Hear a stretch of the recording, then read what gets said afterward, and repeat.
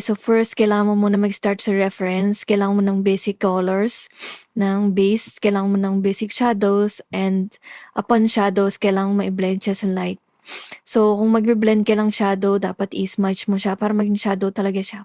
And lalagyan mo siya ng highlight. Tapos, itatapat mo siya shadow. Iko-contrast mo siya sa shadow. Kung yung shadow masyado matingkad, ay kung yung light masyado matingkad, dapat yung shadow masyado matingkad din. Pero since dito sa all, dito sa ginawa nating base color is light yung green, dapat yung shadow niya is ano din. Since hindi masyado matingkad yung green, dapat yung shadow niya hindi rin matingkad. So, upon shadowing, dapat i-blend mo siya sa highlight at i-smudge mo siya. Kailangan may blurry effects siya doon para, ayun, para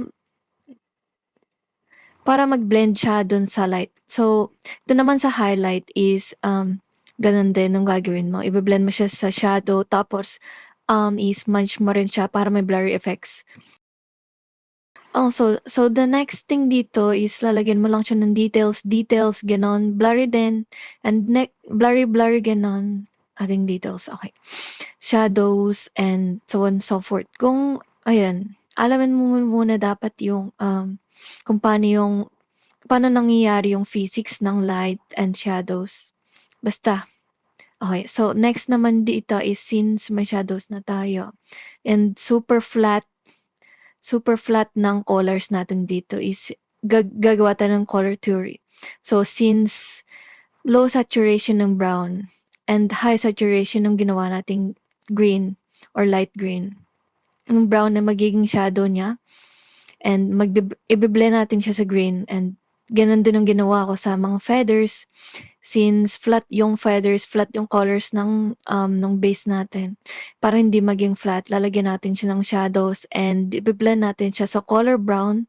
Ayan, as you can see, nagiging shadow yung color brown, and naglalagay rin tayo ng konting color para hindi masyadong flat yung body ng all natin. Okay, so next, more details pa, more shadows, and as you can see, ginawa kong white yung mata niya para yun ang maging subject. Okay, so next naman dito is, since light color yung ginamit natin as base sa all, and since walang reference naman is para maging spotlight tong all natin dito is gagawin na lang natin siyang black background. Kita mo yung pinagkaiba. If white to black, parang spotlight talaga siya if nasa black background siya.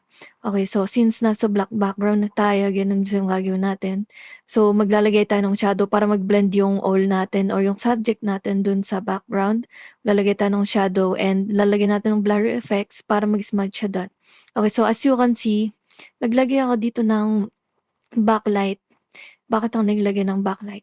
Para makita natin yung shadow na nandun sa all, para mag-contrast siya at makita yung shadow na nasa all and di siya mag-blend dun sa background para hindi siya masyadong flat. Okay, so since pwede na to, kaso medyo flat pa siya masyado. So, para hindi siya masyadong boring, is maglalagay lang tayo ng mga effects para nandun pa rin naman yung vibes ng all and maging subject pa rin ng all, or di kaya, ayun, para hindi siya masyadong boring. So, yung mga effects din yung tumutulong para small details yung effects, pero siya din yung tumutulong para sa high quality ng art or so on and so forth. Then after, pagkatapos mo ma-finalize, pwede mong lagyan pa ng mga shadows kung hindi pa sapat sa'yo yung, or kung hindi pa enough yung nakikita mo, ayun, lagay-lagay ka ng mga shadows dyan para, ayun. Okay, so, ayun lang.